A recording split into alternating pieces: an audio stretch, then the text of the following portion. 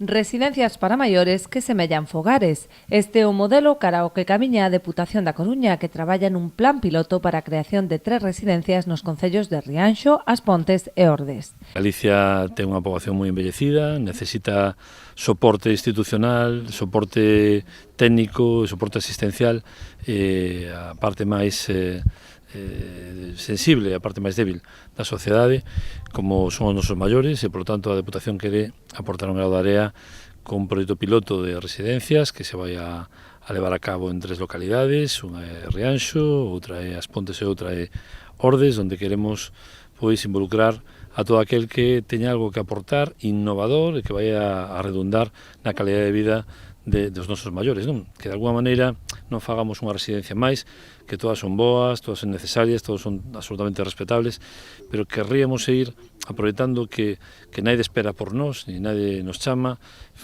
aportar unha filosofía un pouco distinta, donde podamos facer algo interxeracional, donde non se vexa unha residencia como última etapa da vida de sino que un desexe incluso está na residencia porque ten un catálogo de servicios, de oferta cultural, de oferta innovadora, atractiva, e, por tanto, queremos pararnos nesa comisión técnica para que aprendamos de quen sabe, escoitemos moito e poñamos en práctica propostas arriscadas incluso, non? Que despois hai que leválas atrás ou volvelas atrás non pase nada. A nosa intención é unha boa intención, vamos de boa fe, comentamos co presidente da Xunta de Galicia este proxecto, se nos dixo que nos iba a apoiar co concerto de prazas e, por tanto, un proxecto de todo o mundo, non? Onde calquera que este implicado neste eido e que quera aportar unha novidade que seña realizable e que redunde na calidad de vida, vai a ser concretada. Serán residencias públicas con carácter comarcal e un amplo catálogo de servizos culturais e de lecer, nas que convivirán persoas dependentes con outras con total autonomía. Haberá espazo mesmo para as mascotas e favorecerase a conexión interxeracional con actividades nas que participen distintos grupos de idade. En principio serán residencias comarcais, como ben dís, estamos, digamos que, deseñando dende o modelo de xestión das mesmas, onde a titularidade pública vai ser indiscutible. Estamos deseñando que tipo de modelo de residencia queremos, es decir, fogares residenciais, grandes residencias, mini residencias. Estamos apostando máis polos fogares residenciais e que convivan persoas non dependentes con persoas dependentes, reservar módulos para persoas grandes dependentes, pero tamén que teñan unha oferta aquelas persoas que se valen perfectamente por si mesmas, non? E deciden estar nunha residencia ou necesitan estar nunha residencia. Estamos deseñando incluso abrilas en canto a certos servicios que prestan a calquer persoa que viva soa na comarca e que requira un servicio concreto os que oferte o catálogo da propia residencia.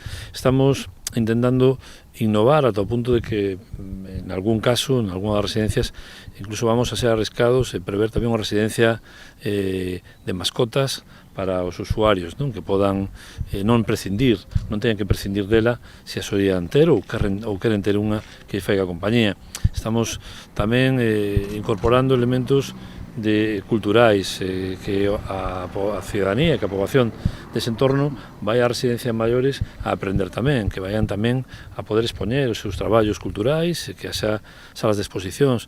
Queremos que sea interxeracional e, por tanto, queremos preto tamén actividades infantís. É dicir, estamos todavía madurando e os pasos administrativos significan que agora mesmo vamos a contratar o deseño das mesmas, o deseño de xestión das mesmas a unha empresa, a unha consultora especializada e, por outra parte, vamos xa a firmar os convenios para a redacción dos proxectos cos 3 concellos.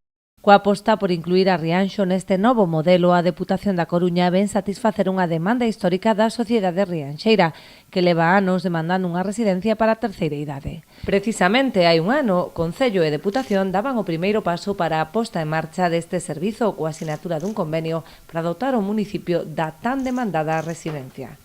Agora a Comisión Técnica está xa inmersa no deseño das futuras instalacións que agardan dende a Administración Provincial poidan estar en marcha durante a presente legislatura.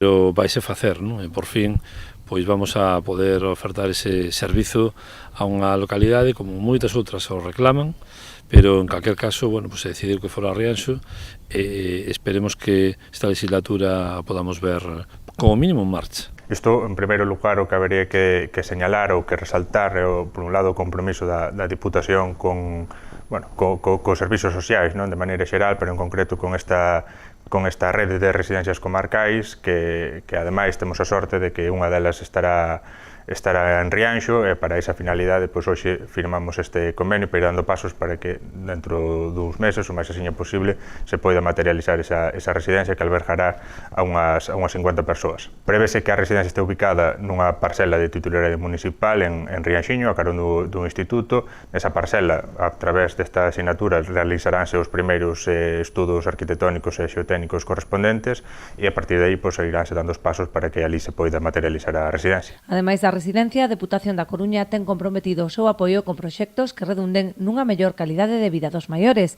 Concretamente en Rianxo colaborará co Centro de Día, que o Concello ten previsto poñer en marcha no Pazo de Rianxiño, proxecto que se ven sumar aos numerosos programas desenvolvidos con cargo ao post social ou o Servizo de Axuda no Fogar.